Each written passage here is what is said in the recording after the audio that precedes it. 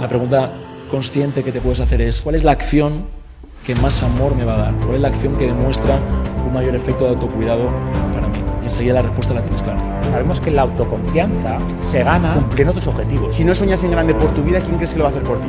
Eso fue algo que me caló mucho y cuando lo leí era como que lo sentía en todas las partes de mi cuerpo. Es que es verdad, es que como no sueño en grande por mí, estoy seguro de que nadie va a soñar tanto por mí como yo lo puedo hacer por mí mismo. Así que voy a empezar ya y no voy a rendirme aunque este vídeo haya funcionado peor. Falta amor propio, falta él, que yo quiero trabajar para mí y yo sé que merezco la pena el meter un trabajo diario, meter una disciplina y sé que voy a conseguir algo.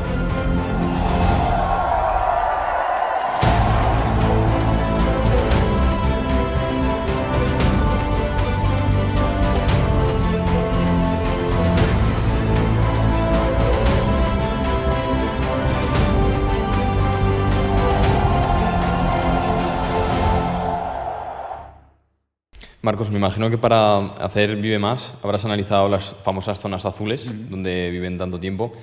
¿Qué conclusiones o qué hábitos has visto que hacen ellos que nosotros podríamos integrar para mejorar? A ver, el problema de las zonas azules, que es un tema que comento en el libro y ahora está este documental de Netflix, ¿no?, de Vivir 100 años, es que es un concepto que tiene algunas ideas válidas, pero también tiene un elemento de marketing muy fuerte, ¿no? Me explico. O sea, al final, bueno, primero, algo importante de entender es que la calidad de nuestra vida y cuánto vivimos tiene mucho más que ver con los genes, perdón, con los hábitos que con los genes. Si hablamos de llegar a los 90, 95 con buena salud. Sin embargo, para ser centenario, o eres hijo de centenarios, hermano de centenarios, es muy difícil que llegues. Cuando hablamos de personas ya centenarias que mueren con 105, 110, o tienes genes de centenario o es mucho más difícil, ¿no? Entonces, cuando... Hostia. Yo estoy jodido, ¿eh? Sí.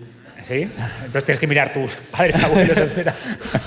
A ver, pero, dicho esto, los hábitos siempre juegan un papel importante, Vale, ¿no? pues apoyo. Pero el mensaje es, si tú estudias centenarios, lo que estás estudiando realmente son genes, no hábitos. Si tú quieres estudiar hábitos, tienes que estudiar a personas de 80 y pico, 90, que realmente llegan a esa edad muy bien, ¿no? Entonces, ya partiendo de esa premisa, cuando estudias zonas azules, estás estudiando genes más que hábitos. Vale. O, por ejemplo, el caso de Cerdeña, que es una zona azul. Pues en Cerdeña, los centenarios no se distribuyen de manera homogénea por la isla. Hay pueblos de Cerdeña, donde hay un montón de centenarios, y pueblos 15 kilómetros más arriba o más abajo de la montaña, con los mismos hábitos, el mismo clima, la misma cultura, la misma comida, hay pocos centenarios, ¿no? Ostras. Entonces te das cuenta que es un tema más genético. Dicho esto, hay otras poblaciones tan longevas o más, pero que como no caen en la narrativa de las zonas azules, pues estos los olvidan. Orense, tenemos en España, Orense técnicamente es una zona azul, tiene más centenarios que Okinawa. Pero bueno, como es Orense, como no es tan famosa y no siguen tantos hábitos de las zonas azules, pues nos olvidamos de Orense, ¿no? O al revés, zonas que siguen los mismos hábitos que los de las zonas azules, pero que no viven tanto. ¿Por qué? Pues porque no tienen los genes para vivir tantos años, ¿no? Entonces, insisto, para vivir bien hasta los 80 y pico, 90 y pico, que es la aspiración de la mayoría, pues 75% es hábitos, es el entorno, es lo que hacemos, y 25% genes. Dicho esto, las conclusiones que sacan en los documentales o estas zonas azules tienen sentido y al final dicen cosas muy sensatas, como, oye, muévete, come comida de verdad, ten una vida social plena. Esto es verdad, en realidad es muy importante. O sea, hay un estudio muy interesante, que es el estudio del Adult Health Development de Harvard, y la conclusión de este gran estudio es que la felicidad a los 80 años, y en gran parte la longevidad, depende, el factor del que más depende es de tus relaciones sociales de los 50, la calidad de las relaciones sociales de los 50. De los 50, de los 30 y de los 20 no. Bueno, se refiere a que a los 80, pues seguramente lo de los 50 es más fácil estudiar, está más cerca, ¿no? Vale. Mira un poco la esperanza de vida y después qué factor explica mejor esto. También es verdad que con el tiempo las relaciones sociales van cambiando, pero bueno, eso lo dejamos para otro día. O sea, el mensaje es que las relaciones sociales son muy importantes y es algo que en las zonas azules se destaca, ¿no? La cohesión social, dar importancia a las relaciones, pasar tiempo cultivando estas relaciones sociales. Y luego hay cosas, por ejemplo, que son más cuestionables, como el tema del vino, ¿no? Por ejemplo, una de las premisas de las zonas azules es que beben vino con moderación. ¿Sí? Y esto es cuestionable, que realmente el alcohol... Una copita al día, eso... Claro. Pues mira, encontrarás cardiólogos que te dicen que sí, y es verdad que el vino tiene polifenoles, ¿no? Yo creo, y hay investigadores que proponen que el beneficio del vino tiene que ver con el contexto, con el contexto. Al final el vino es un lubricante social, ¿no?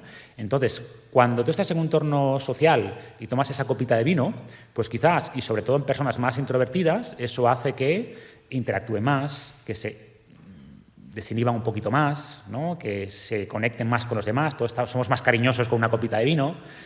Entonces, el beneficio del vino viene por ahí, por ese papel que tiene de lubricante social, o viene porque realmente hay cosas intrínsecas al vino y que los polifenoles y el resveratrol. Yo me inclino a pensar que tiene más que ver con ese componente social y que no es lo mismo esa copa de vino compartida con amigos o esa cerveza que en tu casa viendo cualquier cosa ahí tú solo viendo Netflix, ¿no? Entonces es el contexto también. Y ojo, esto también influye en los alimentos, ¿no? O sea, yo siempre digo que una pizza compartida con amigos en un día de celebración seguramente sea mejor para tu salud que el pollo con brócoli en tu casa y deprimido porque no quieres salir con tus amigos porque van a comer pizza, ¿no? Entonces ese aspecto social, o sea, la comida es mucho más que nutrición, es mucho más que calorías. Al final es cultura. O sea, no somos, cuando comemos no buscamos únicamente adquirir nutrientes y calorías. Para los humanos es un elemento social, ¿no? Entonces, una dieta, cualquier alimentación que no disfrutes de alguna manera o que te obliga a estar constantemente vigilando lo que comes y si esto tiene un poquito de mercurio y aquello un poquito y el arroz un poco de arsénico y aquello un poco de gluten, al final te va a sentar mal emocionalmente, te va a generar un montón de estrés, que sabemos que es fatal para el envejecimiento. Entonces, ese componente también social, tanto en la comida como en el alcohol, creo que es un elemento muy, muy importante. Yo recuerdo cuando vi el capítulo de la serie esta de Netflix de Okinawa, una escena me llamó mucho la atención y era un abuelo de 90 y pico años, 105 años, que el tío tenía una movilidad de tobillos, de rodilla, de cadera. O sea, el tío se estaba agachando y estaba en un taller como arreglando una cosa, ¿no? Y por un lado me llevo la parte de la movilidad como factor de salud y como indicador, y por otro lado me llevo la parte de lo de ser útil a esa edad. Sí. ¿Hasta qué punto piensas que el tema de la jubilación, como la gente persigue o aspira, nos envejece más rápido que nos beneficia? Pues, a ver, depende evidentemente del trabajo, ¿no? O sea, yo digo esto de que jubílate cuando tú quieras de tu trabajo, pero no te jubiles de la vida. El problema es que mucha gente cuando se jubila del trabajo, se jubila de la vida, en el sentido de que tenía un trabajo cognitivamente demandante y de repente y un círculo social más o menos amplio, compañeros de trabajo, o sea, hablaba con proveedores, clientes, compañeros, y de repente se jubila y pasa a llevar una vida más sedentaria físicamente y más sedentaria cognitivamente, su círculo social se reduce y se ha visto que en estos casos las personas que se jubilan antes mueren antes y pierden capacidades cognitivas antes. Pero no es por el hecho de dejar de trabajar o de jubilarse y empezar a cobrar la pensión, es porque cambia lo que haces, ¿no? Claro. Entonces, si tú te jubilas porque no te gusta nada lo que haces o estás hasta aquí de los compañeros de trabajo o de lo que sea, y pasas a hacer una vida activa y a estudiar lo que te apetece realmente y a buscar grupos sociales con los que compartir actividades físicas, cognitivas, y te unes a un club de lectura, eso está fantástico, porque te mantienes activo físicamente, cognitivamente, socialmente, pero haciendo cosas que más te gustan, cosas que te gustan. Eso es perfecto, de hecho eso es lo ideal, ¿no? Claro. Pero si tú dejas de trabajar y tienes un trabajo que es cognitivamente demandante o físicamente demandante y de repente te jubilas a los 65, 70, la edad que sea, y pasas a no hacer nada, a hablar con menos gente, a trabajar menos el coco, a moverte menos, pues seguramente el declive sea más rápido. O sea, al final hay una premisa en biología que es esto de lo que no usas lo pierdes. Lo que no usas lo pierdes. Si no usas el cuerpo, se degrada más rápido. Si no usas los músculos, los pierdes más rápido. Si no usas la capacidad mental, la pierdes más rápido. Si no trabajas la parte social, pensemos que una gran parte del cerebro tiene como misión relacionarse, las relaciones sociales. Esto que estamos haciendo aquí de hablar, de conversar, no es fácil. El cerebro está haciendo un gran esfuerzo, ¿no? A ver qué me va a preguntar, cómo le respondo, cómo resumo estas ideas, ¿no? Eso cognitivamente es muy demandante. Entonces, el aislamiento social es un gran factor de riesgo. Ahora que ha dicho Sergio lo de la movilidad, me ha venido a la cabeza la flexibilidad. ¿Qué tipo de indicadores hay para saber que te mantienes saludable o que vas en buen camino? A ver, la movilidad es un factor interesante. De hecho, hay un test que... ¿Les hacemos hacer un test aquí en directo? ¿Os parece bien? Hostia. Vamos a hacer un test. Bueno, pues venga. Va a salir que voy a morir a los 40, venga, ¿eh? Vamos a ver cuánto vais a vivir. ¿De pie? Vale. Consiste en hacer esto, de pie, ¿vale? Ponéis un pie así bajamos, estamos en el suelo, al suelo, y ahora levantar. Bien. Sergio, ¿tienes testamento?